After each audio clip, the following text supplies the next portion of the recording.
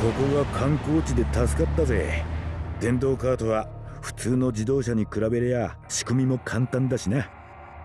カバー開けて基板に残ってた端子にコードを1本つなげてバイパスを作るだけで通電しちまう。クソ造園の一人でもさらってりゃ情報が手に入ったかもしんねえのに。荷物が多すぎる。俺はハリウッドスターじゃねえんだ。2人なんて抱えてられるか。それよりとにかくその血を何とかしろよ。一応こいつも借り物なんだ。間違っても利用客がことごとく死亡する血みどろ電動カートだなんて話にはしたくねえ。お前今回の件にどこまで関わってやがる。こちらこそ聞きてえよジャパニーズ。ここは俺の国だ。人んちの庭で勝手にバーベキューしているって自覚はあんのかね。現在ホワイトハウスや議会にはオカルトがはびこってる。軍、警察、情報機関にも触手は広がりつつある。ジャパニーズも見てきたような現象が公的機関全体を貪っているってわけさ。場合によっては他国への武力介入すら決定できるほどの権限を持った連中まで巻き込んでな。具体的な規模は知るかよ。数百人かもしれねえし数千人かもしれねえ。その段階の把握がすでにできちゃいねえんだ。この国がまともじゃねえのはわかんだろ。グレムリンか。なんだそりゃ。このハワイ諸島に紛れ込んだ魔術結社。オカルトとかいうのを操る集団のことだ。つっても俺もそれほど詳しいわけじゃねえがな。そいつらの中に人間を操る力を使うやつも。そういうことだろ。なるほど。グレムリンって組織が抱えているオカルト野郎が合衆国の主要人物を次々に操っていくことで政府や軍の中枢を乗っ取ろうとしているわけか。だがそれにしちゃあの展開は妙だった。覚えているか。オカルトを使って人間を操ってやがったクソ野郎は子供を盾にして民間人に標的を襲わせようとしてやがっただろう。にもかかわらず途中からプロの兵隊みてえな連中が割り込んできやがったって話か。最初からあんな連中が使えるなら安定戦力を頼るに決まってんだろ。わざわざ使い物になるかもわかんねえ民間人を使う理由が思い当たらねえ。だが魔術師は実際に民間人を使った。何かあるんだ。俺たちに見えてねえもんが。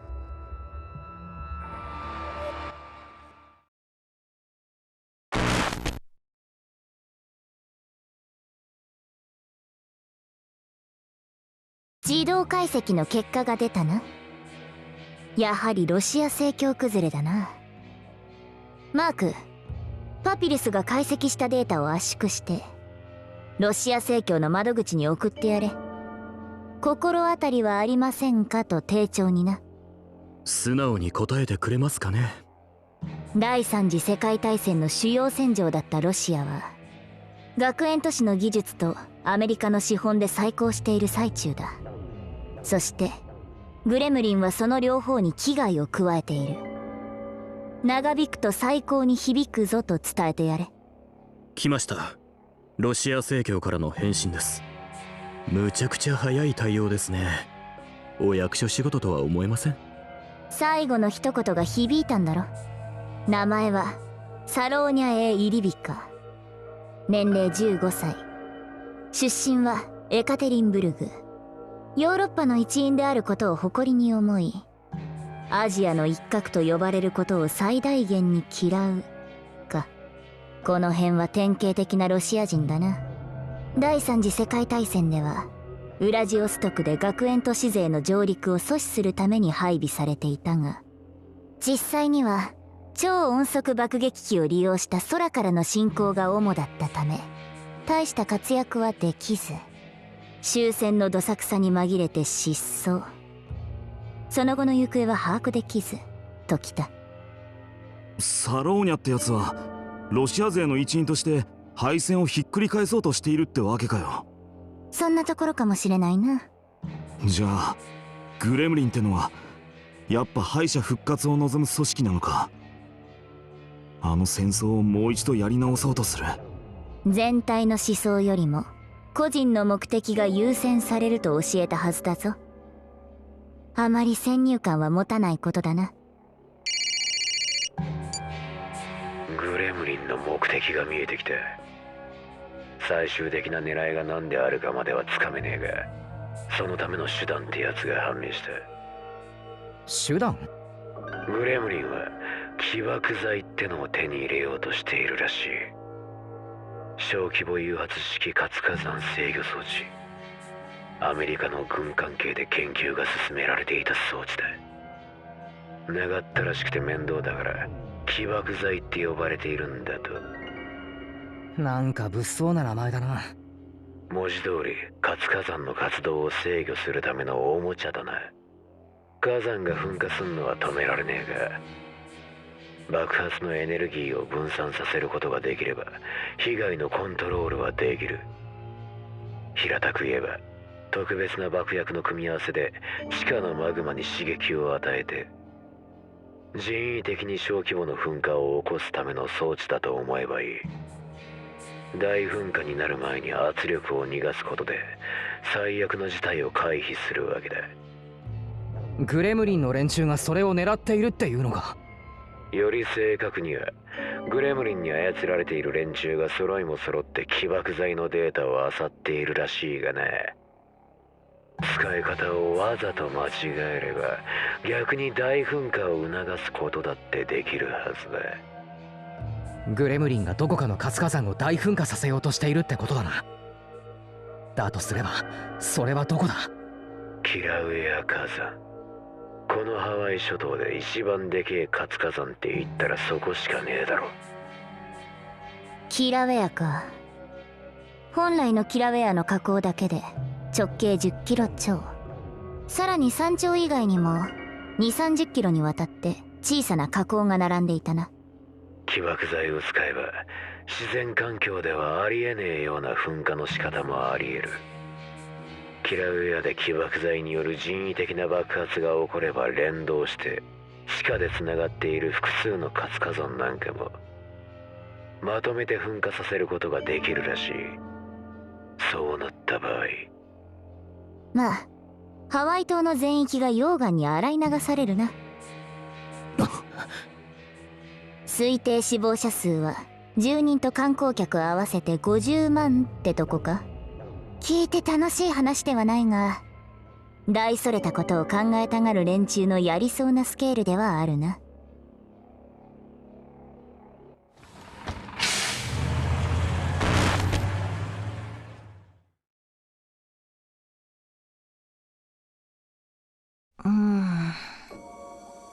疑問でもあるかね。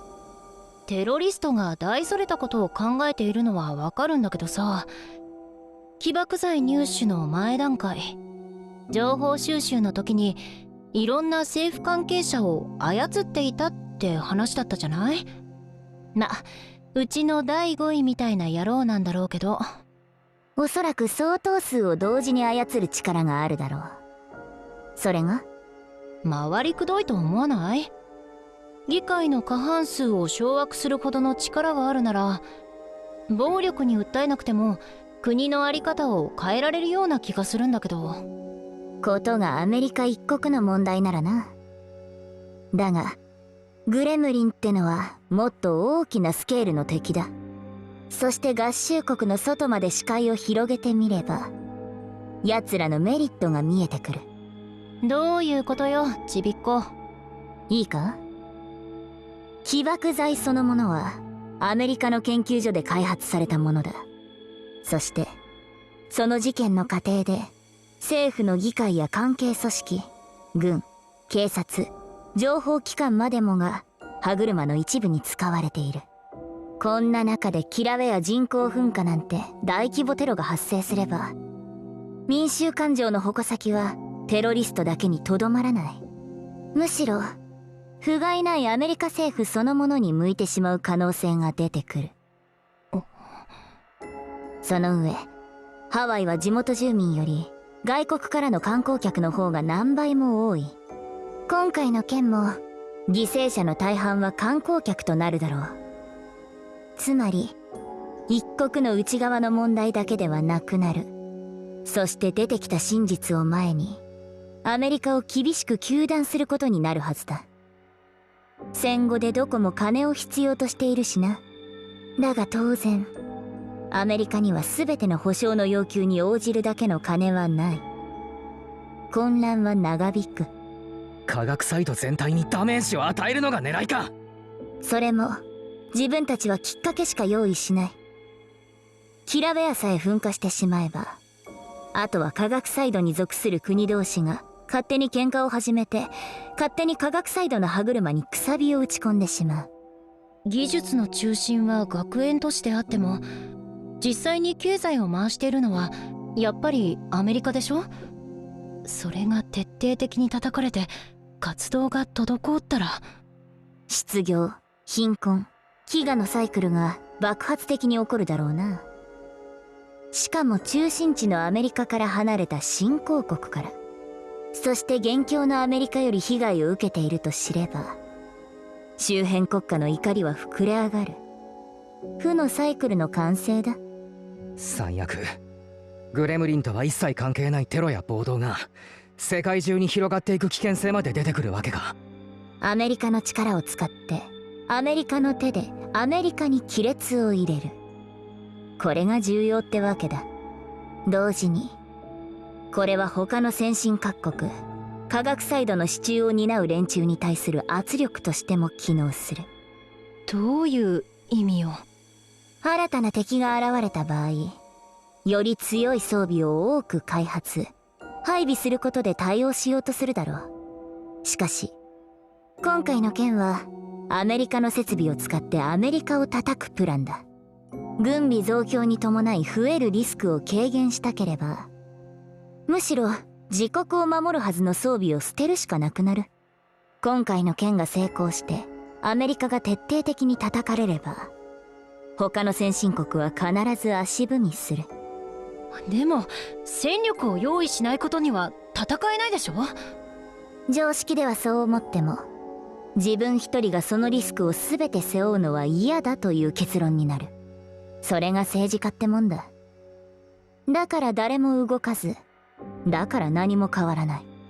本当の狙いはまだわからないが、第三次世界大戦後の科学偏重の世界を嫌うグレムリンにとって都合のいい事態に世界の向きは変わっていくだろうな。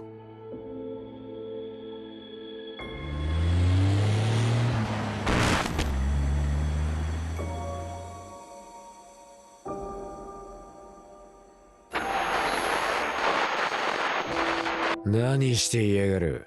ラジオのニュースで情報でも拾うのかと思えばトランスミュージックだと。リラックスさ。正直思った以上に肩の荷が下りているのを自覚しているところだ。操られている疑惑が完全にねえ人間を確保できたってのはさ。起爆剤ってのがどこにあるのかは分かってんのか。開発自体は海兵隊が主導してた。災害救助にも派遣される関係でよ。ハワイ諸島は合衆国にとっちゃ太平洋防衛の要だろうが、基地っつったっていくつあるか分かんねえぞ。さすがにしらみつぶしをやるほど無鉄砲じゃねえよ。大統領権限でネットに入ればある程度の情報を集めることはできる。要点を言え。ハワイ諸島の中でも最大級、つまり太平洋地域で一番広大な米軍施設の密集地だ。名前だけならジャパニーズでも聞いたことはあると思うけどよ。何度も言わせるな。場所はどこだ？パールハーバー。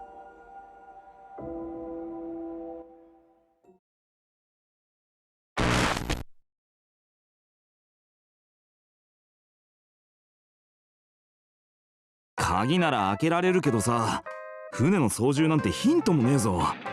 お前らやったことある？テスタメントでインプットされちゃいるけどめんどくさい。つか大丈夫だよ。海の上なんて障害物ないんだから、多少暴走したって問題ないって。失敗して覚えろ。全体的にやる気ねえな。鍵自体は外の技術だからちょろいけどさ、人の目が怖いんだよな。どいつもこいつも銃持ってるって話だし。大丈夫大丈夫、ちゃんと黒夜ちゃんが見張りをしててくれるからさ。なんで私が。猫耳パーツつければ情報収集能力も飛躍的に向上するんだし、問題ないよね。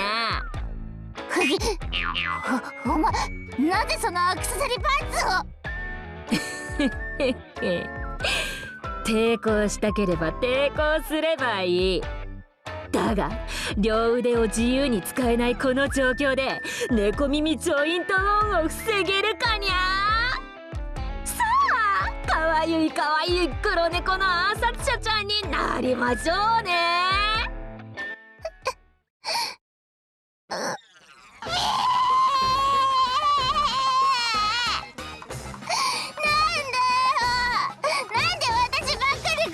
に会わなくちゃならないんだよ。ああ、泣かした。でもまあそれを言ったらこのミサカは製造されて1年も経ってないわけだし、最年少として多少のわがままは許容されるはず。さらりと言いやがったこの悪党め。まあ何にせよ出航だ。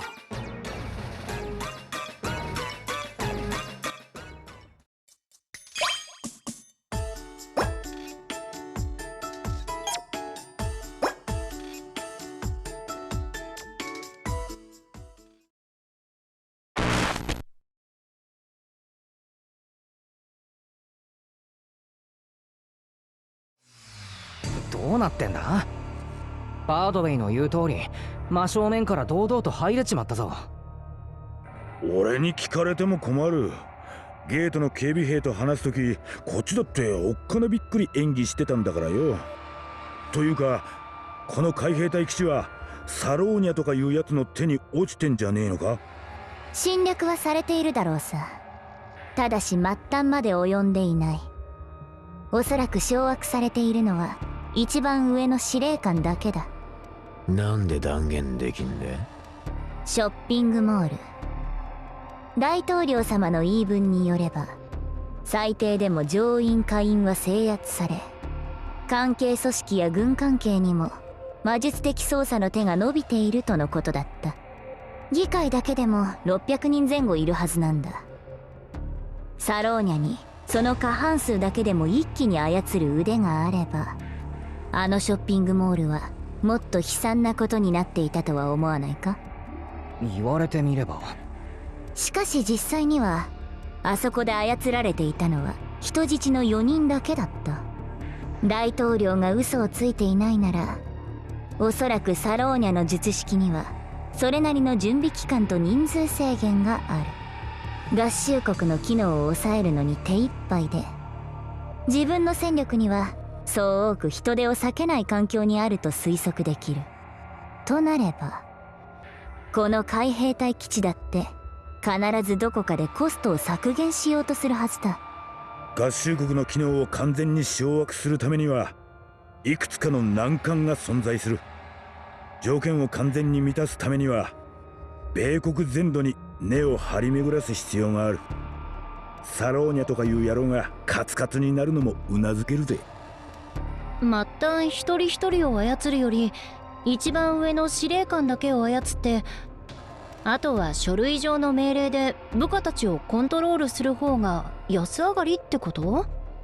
ついでに言わせてもらえば、サローニャの人間操作魔術はそこそこ特殊なものと踏んでいいだろう。そう思う根拠は何なんだ？仮に誰でも使えるなら操った一般人にその魔術を使わせればいい。だがそういう事態には陥っていない。人を操る魔術はサローニャ限定。しかもサローニャ自身扱える範囲に限りがある。だとするとチャンスは残ってたわけかよ。司令官からの命令と大統領からの命令、普通に兵隊やってる連中じゃそんなの天秤にかけたこともねえだろうしな。全員が全員俺の味方をしてくれるわけじゃねえが、それでも面食らうのは確実だな。ついでにパピルスが自動解析したサローニャの術式についても説明しておこう。奴の術式は予想通りロシアの森の妖精レーシーに関するものだった。レーシーは森の全ての動物の支配権を持つもので、人間を森の動物に対応させることで操作している。具体的な条件についてだが、これは木を使うことが判明した。木？ロシア産の針葉樹でなければダメだ。木片でも葉っぱでもいい。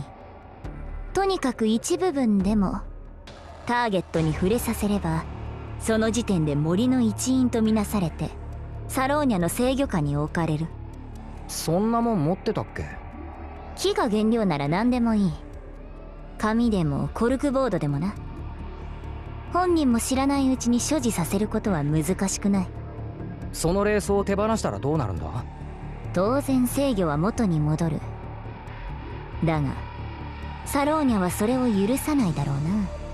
一度操ったら以降は何があっても手放すなと命じるはずだ。なんなら食べろと言ってもいい。それよりサローニャとかいう女は司令官だけは直接操ってやがるとか言ったな、ガール。そうだが。となると目下一番危険なのは。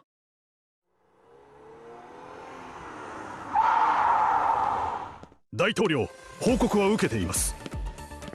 ご無事で何よりでした。これより我が基地の総力を挙げて護衛させていただきます。できないだろうさ。今なら大統領を殺せる。だがそれをやってしまえばパールハーバー第3基地を間接操作する唯一の接点をご乱心で失ってしまう。司令官、起爆剤の保管状況について情報の開示を求めたい。起爆剤は具体的に今どこにある？起爆剤は滑走路、輸送機を使ってハワイ島への飛行許可を。行くぞ。どうせサローニャのやつも一番手厚いところにかくまわれているに決まってる。起爆剤をキラウェアで使いたいグレムリンからすればユーザーも一緒に運んだ方が手っ取り早いしな。でも輸送機って言ったって3機くらいあるわよ。それに起爆剤ってのが。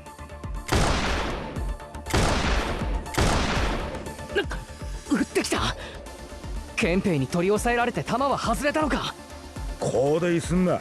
すぐに元凶を叩く。それでこの件もおしまいだぜ。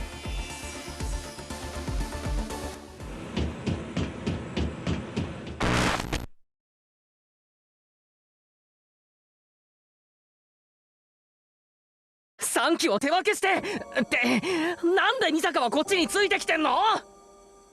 ここであんたから目を離すとまたどっかに消えそうだからよ。もう非科学なこと信じたくないけど、今ここで例のあれ渡しておいた方がいいのかしら。大統領もなんで基地の中に避難しないのかな？ここは俺の国だぜ、ボーイ。どこだ？起爆剤ってのはもう積まれたのか？それともまだ？サローニャってやつの方が先じゃない？黒幕捕まえりゃ状況は停止するんだし。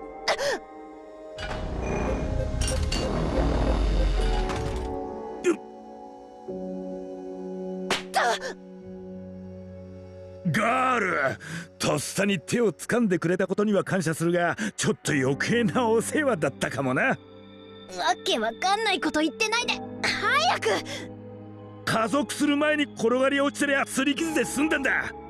だが悲しいかな、今転げ落ちれば間違いなくジャパニーズもみじおろしだな。だったらそのアタッシュケース捨てて両手で私の手をつかめっての。国防に直結するんでお断りするしかねえんだ。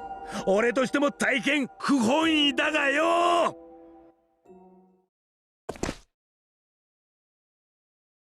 サローニャ、ミサカ、大統領を任せられるか？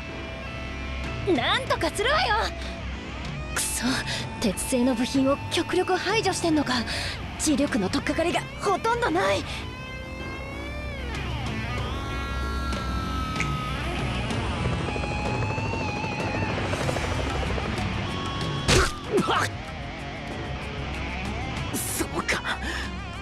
パイロットを制御下に置いて。知ってる？大型輸送機ちゃんだってアクロバットできるのよ。まあ普通の神経持ってる人間ちゃんなら絶対にやろうとしないだろうけどね。私たちグレムリンがあなたの右手への対抗策として考えたのは極めてシンプル。異能の力が一切絡まない、どこにでも転がっている方法で殺害すること。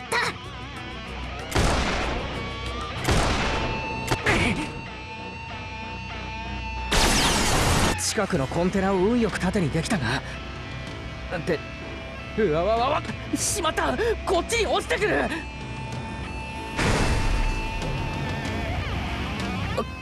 あぶねえ、なんとか避けられたがまずいぞ。近くにコンテナはない。もう同じ手は使えない。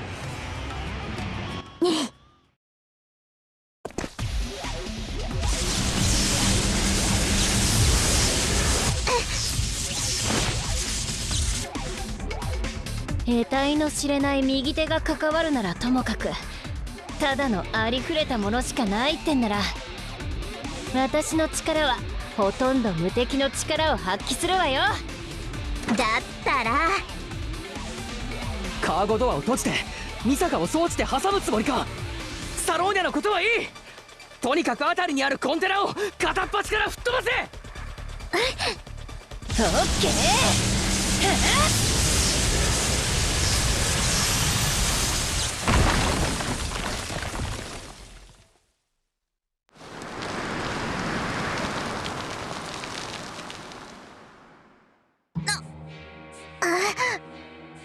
フライパンに小型のランプ。どうなってる？起爆剤は他の木に積まれている可能性はあるが、サローニャが別の木に乗るメリットはないし、俺がコンテナを縦にした時も表情に変化はなかった。知らなかった。まさかお前自身もコンテナがここにあるって聞いていただけだったのか？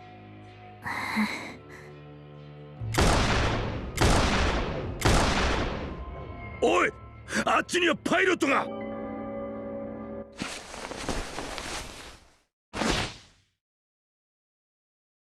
待ちなさい。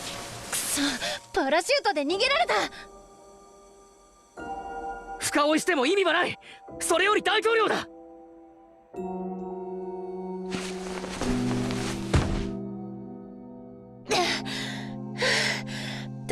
体重何キロ？ちょっとハンバーガーの食べ過ぎなんじゃないの？これでも一応90には届いちゃいねえ。バーガーは若者層へのアピールに使えるからよ。ミサカ、パラシュートがまだあるか調べてくれ。あんたは？パイロットを見てくる。拳銃が壁を抜いているなら怪我しているかもしれない。俺も行こう。日本語だけでやり取りできるとも思えねえしな。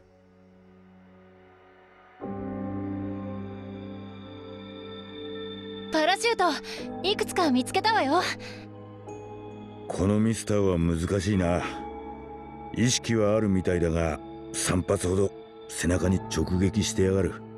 パラシュート展開時の衝撃を考えると内臓にダメージを負った可能性のある者が挑戦するべきじゃねえ。私は構わない。あなたたちは先に飛べ。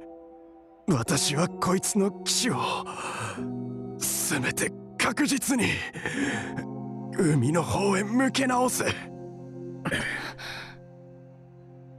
手伝わせてもらうぜ。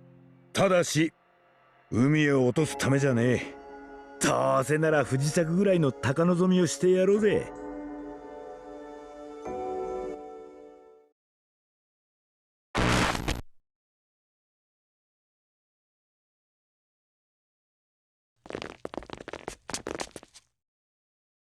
嫌な感じだな。ロシアの雪原を思い出すぜ。あいつら火口を取り囲むようにドラム缶みてえなのを設置していやがる。起爆剤なのか？みたいだね。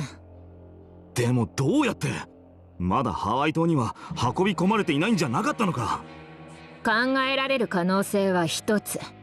別動の連中が追いかけているグレムリンの魔術師だっけ？とにかくその危険分子は真の計画を知らなかった。だからその危険分子を追いかけているミサカのお仲間さんも起爆剤の場所にはたどり着けなかった。まずいまずいぜ。あれが作動すればキラウェアが大噴火しまう。連中だって自分で起こした噴火で焼かれたくないはずだ。奴らが立ち去ってから起爆まで時間がある。その間に装置へ取り付いて何としても起爆剤を無力化するしかね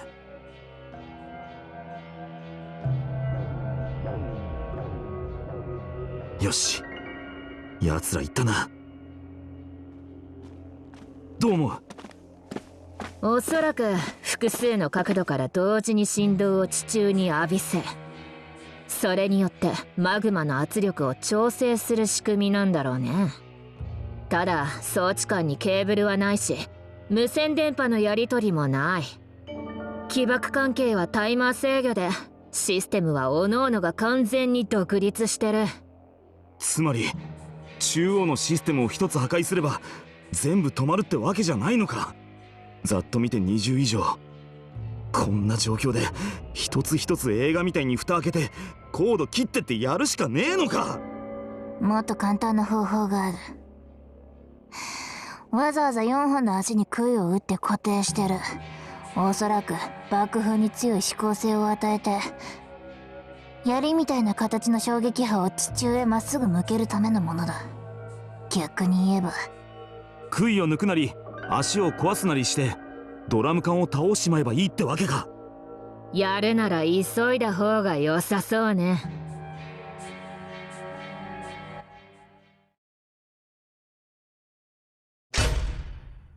赤いランプがついた。周りのやつも全部。まずいまずい、もう間に合わない。爆発するよ。けどまだ残ってる。火口の反対側に。ここにいたら巻き込まれる。爆薬の衝撃波にしても火山の溶岩にしても。50万人だぞ。見殺しにしろってのか。一人でやるなら勝手にしろ。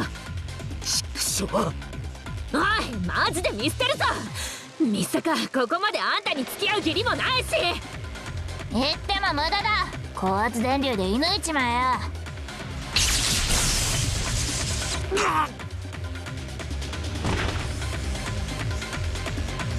抱えてさっさと逃げないと溶岩に巻き込まれる。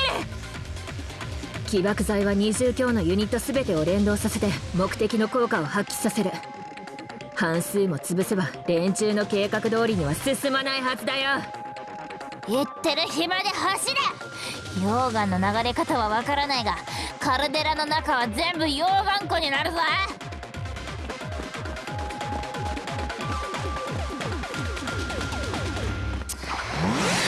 このまま走っててもラッチが開かねえ。おい力貸しやがれ。そんでミサカの磁力であんたが飛ばした腕まで一気に跳躍してくってわけね。悪党少女コンビとかどうよ。その磁力障害、これ以上続けやがったら本当に脳みそかき出すぞ。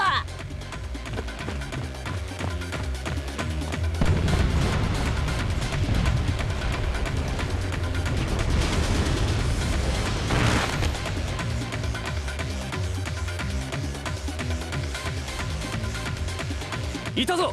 報告通りだ。海上の輸送機の屋根にミスタースキャンダルたちが立ってる。噴火本当に起きたのか。冗談でしょ。起爆剤を止められなかった。50万人の命が関わっているって話じゃなかった。いや、なんか様子が変だ。あんな膨大な火山灰が舞い上がるだなんて。グレムリンの計画通りには爆発しなかったっていうのか。わからない。俺のインペリアルパッケージとつなげて情報を。ってあれは対艦ミサイル。クソ、飛び込め。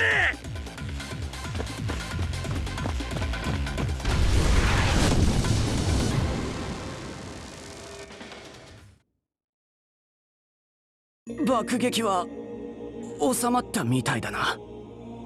ミスター、対艦ミサイルは EU 共同開発の一角とかいう話だったな。それが正確な型番はわかるか？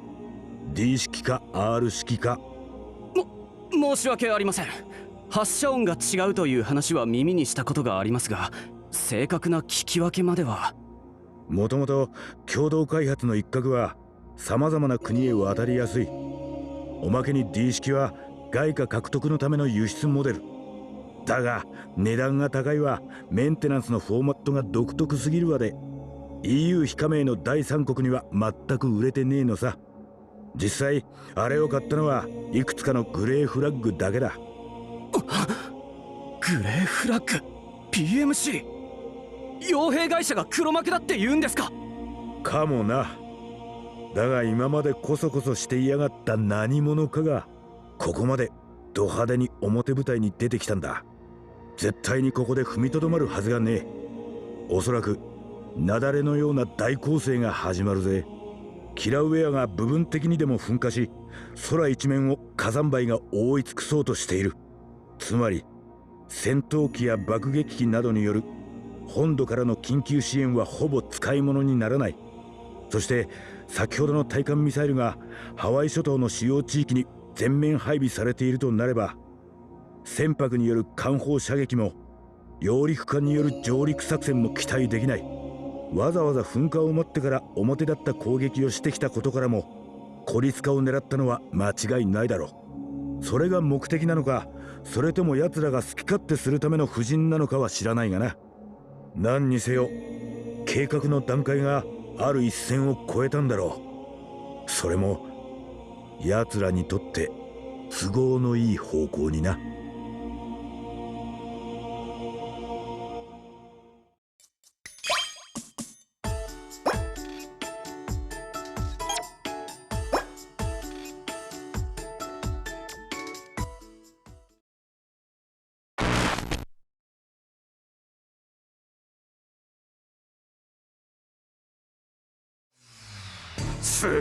すげえぜ。星条旗の力の象徴が傾いていきやがる。イージス艦が沈むぞ。やりすぎるなよ。我々の狙いは米国の崩壊ではなく掌握だ。あれは遠からず我々の戦力になる。わざわざ必要以上に失わせることは損害にしかならない。だから手加減して無力化にとどめてやがるってか？バカかてめえは。戦場で武器持って人差し指を動かせるやつは全員敵だ。それさえできりゃ平等に命を奪えるのが戦争だ。殺せる時に殺しておかないでどうするよ。あ？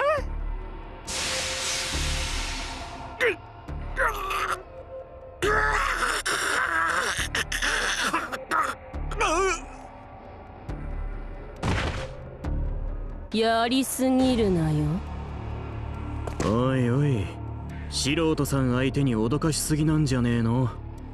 情報収集用に分散させていた潜伏要員か。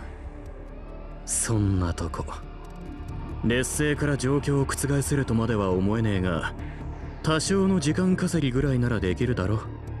効果的に撤退するだけの余裕もな。たかが子飼いの魔術師がグレムリンに届くとでも？小アルカナのフルセットでおもてなししてやるぜ。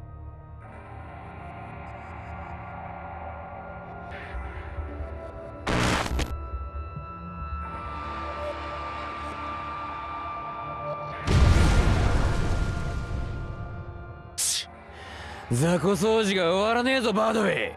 お得意の便利な魔術でまとめて蹴散らせねえのか。これじゃ単なるバッテリーの無駄遣いで。やれやれ、魔術も体が資本だからな。私だって何も消費しないわけじゃないんだぞ。あげくグレムリンはその大量消費を促すために分かりやすい火器の使い手どもと手を結んでいるんだろうからな。科学と魔術の混成。第三次世界大戦のローマ・ロシア組とはまた違った構成だな。広大ってのは気分がいいな。出力の調整を気にしないで勝手にやれる。分別してるみてえな言い草してんじゃねえよ。味方も巻き込んでんじゃねえか。敵も味方も死にはせんよ。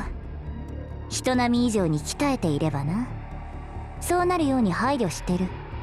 で、のこのこやってきたあれは政府専用車がまためんどくせえ荷物が増えたみてえとな。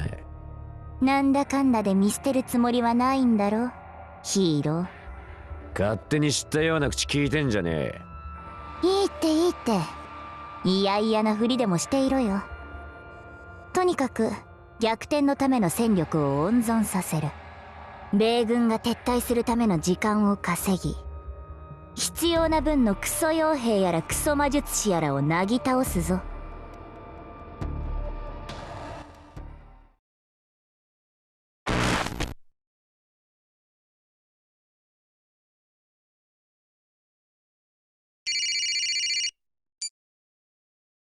ハロー、フェイズちゃんの方は一応順調です。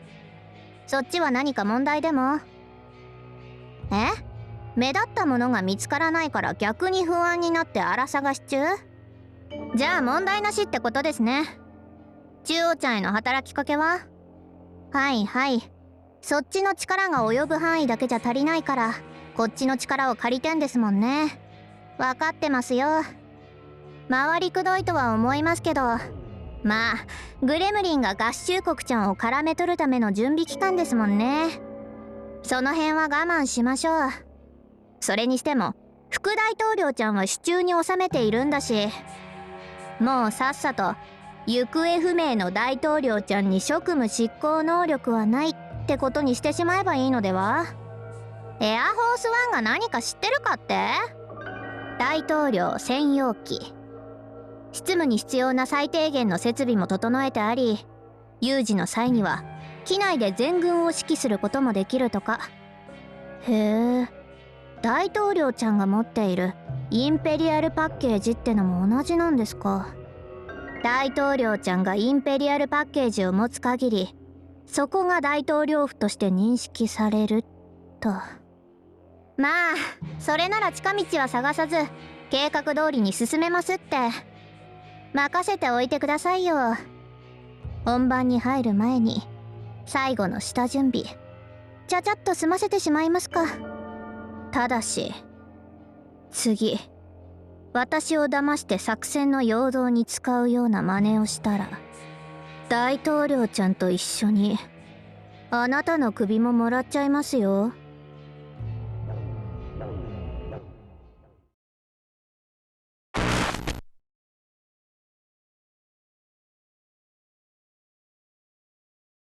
気づくべきだったぜ。オカルトで人間を操る者がいる。だがそいつに人数制限があるかもしれねえって言われた時点で。どういうことだよ。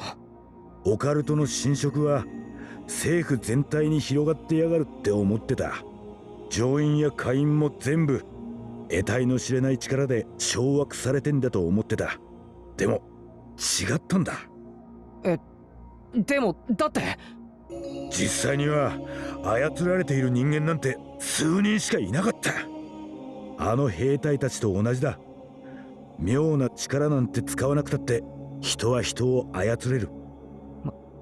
まさか世の中には人間を強制的に操る力を持った者がいる。でも今回の件じゃそいつは当てはまらねえ。オカルトなんてほとんど使われちゃいねえ。そんなの使わなくたって人を命令で従わせることはできる。普段大統領の俺がしているように。連中が正気を保ったままサローニャたちの命令に従っていた可能性だってゼロじゃねえ。サンドリオンはあんたに出会う前に俺たちはサンドリオンって魔術師と空港でやり合ってる。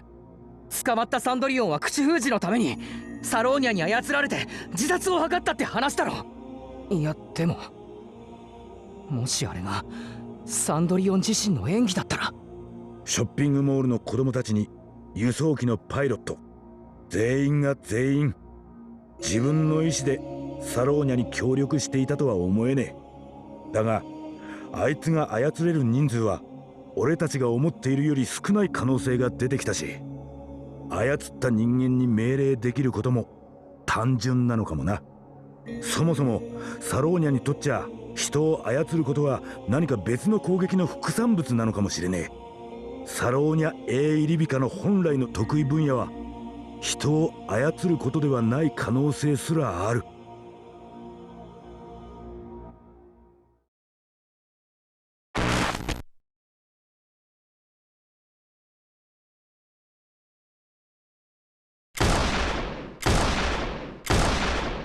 サローニャ・エーイリビカの本来の得意分野は人を操ることではない可能性すらある。パピルスの自動解析結果でダミーの回答へ誘導された可能性があるだと。バルビナの野郎、こんな不良品を売りつけやがって。面倒だからとは材料販売が専門なやつに冷蔵の組み立てまで任せたのがまずかったか。となるとタスクが増えたわけだ。サローニャのスペックの確認、使用魔術の方式、範囲の解析、冷蔵任せにしていたことをもう一度人の手でやり直す必要が出てきた。大詰めだが奴にぶつかる前に何とかするしかない。いつも通りにな。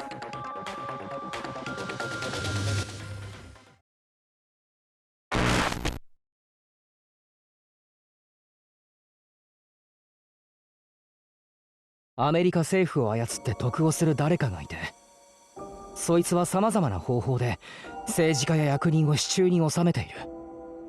だけど強情で手駒にできない、本当に国のためだけに行動する者がいる。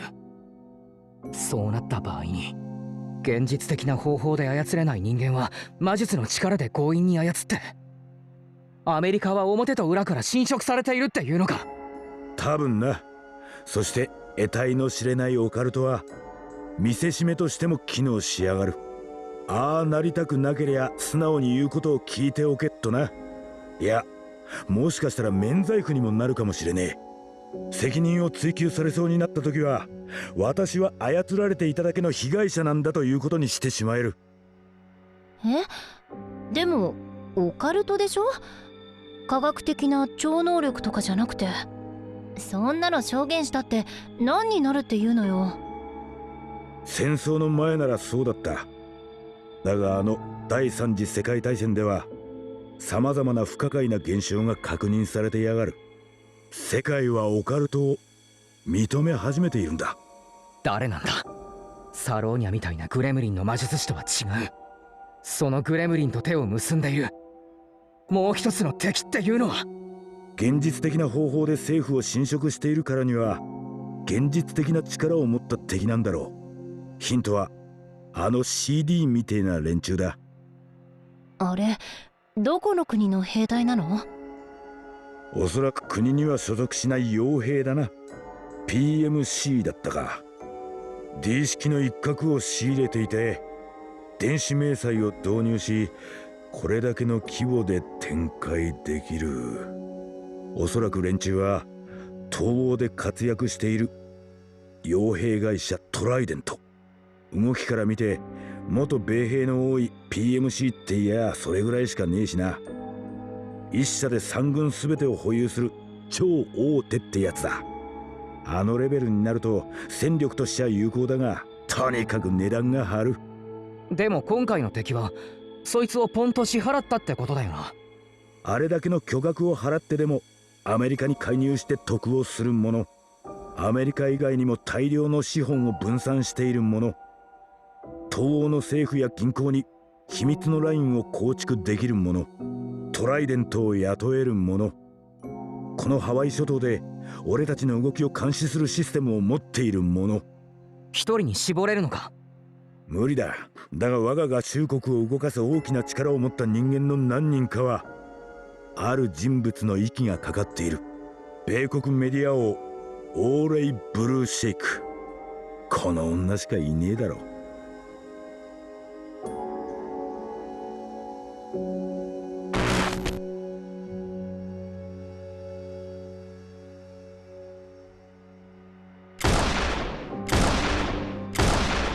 死なない方が変だ。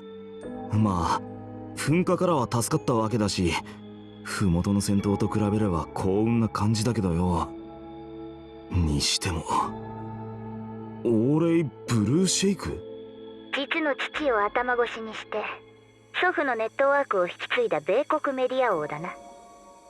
彼女個人の新事業は報道専門チャンネルから始まって、全国紙の創刊、携帯電話大手の買収などで地位を確立。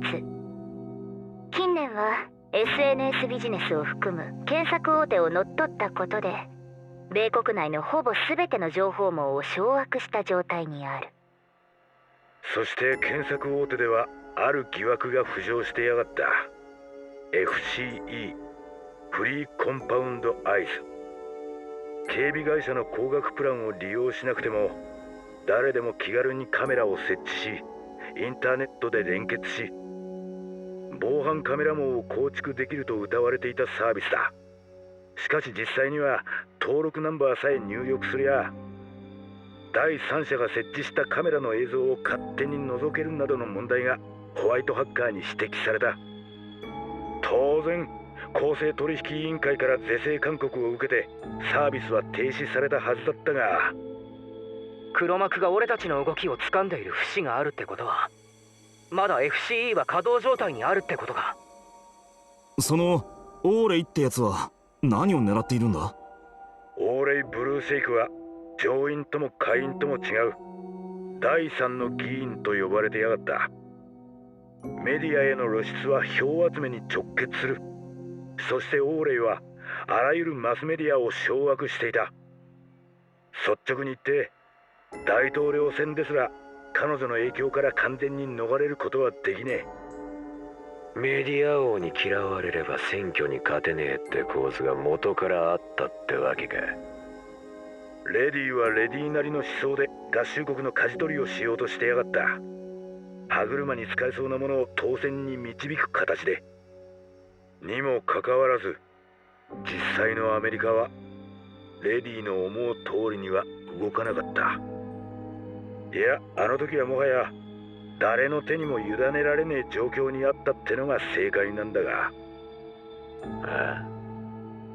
第三次世界大戦、オーレイはそこで何かに見切りをつけ、もっと直接的に合衆国を操れる仕組みを作ろうとしてやがるのかもしれねえな。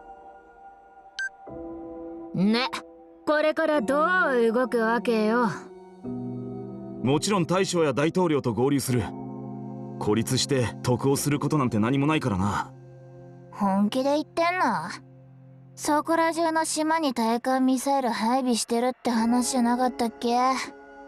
プレジャーボートなんて走らせたら一発で沈められるよ。だったら沈められない船に乗ればいい。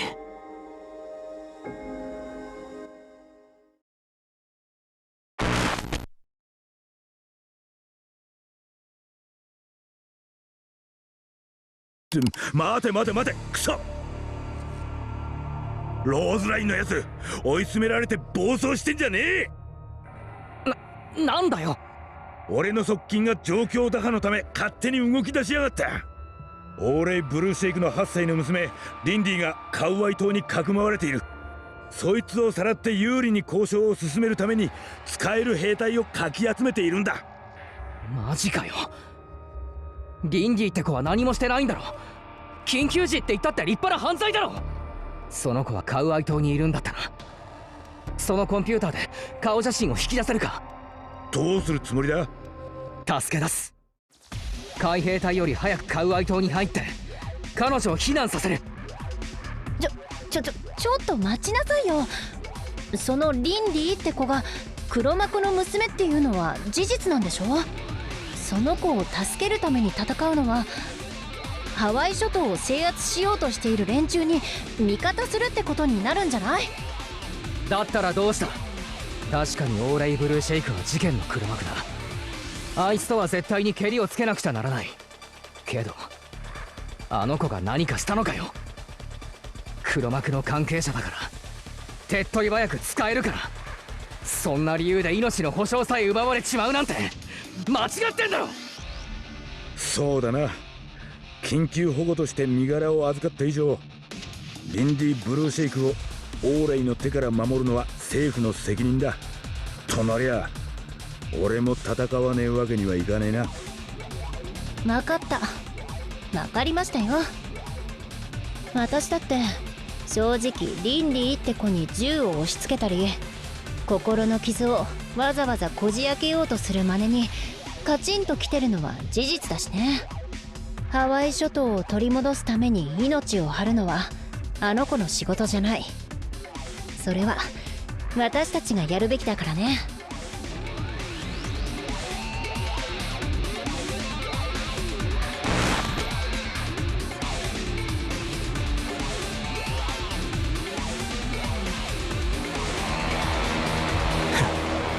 黒幕の片割れの娘を助け出すために一番狙われているターゲットたちが重火に身をさらすってか。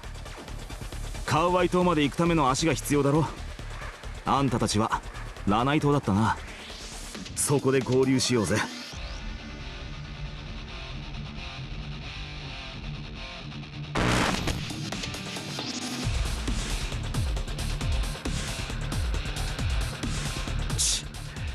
撤退した兵隊や PMC たちだけじゃねえ。ここに来ていた補佐官も消えてやがる。その足で8歳の少女を襲いに行ったわけか。助けがいのない連中だ。しかしこれはチャンスでもあるな。睨むなよ。幼女絡みだと本当にやる気出るなお前は。グレムリンの計画にある合衆国掌握はオーレイの経済力をベースにサローニャの魔術で補う形で成功する。奴らにとってこのハワイ諸島の戦争は下準備に過ぎない。本番はアメリカを掌握して実際に意のままに操れる体制を構築し恒久的に持続させるところにある。つまり関係は長く続く。双方ともこの辺りで主導権を握りたいと思うはずだ。だが俺たちからすりゃサローニャかオーレイどっちか片方を潰せりゃいい。片方だけで掌握できるならそもそも奴らは手を結んじゃいねえだろうからな。のこのこやってくるサローニャを叩くことができりゃ。ハワイ諸島はもとよりアメリカ全土で進められている計画は破綻をきたす。私たちの勝利だ。となればやるべきことはわかるだろ。あの学園都市を抜け出してもやることは同じクソ掃除かや。そこは素直に民間人を助けると言いたまえよヒーロー。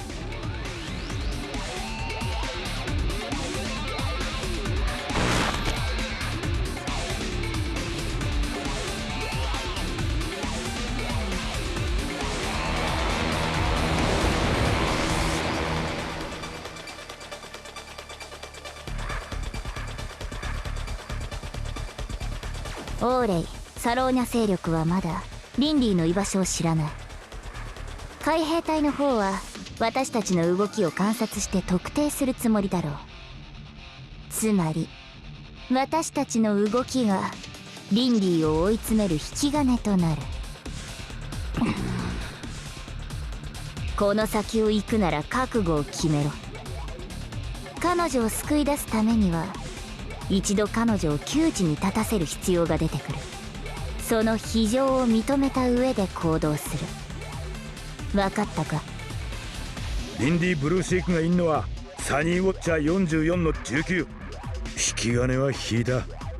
ひとまずオカルト付きの PMC とドンパチを始めるとするか。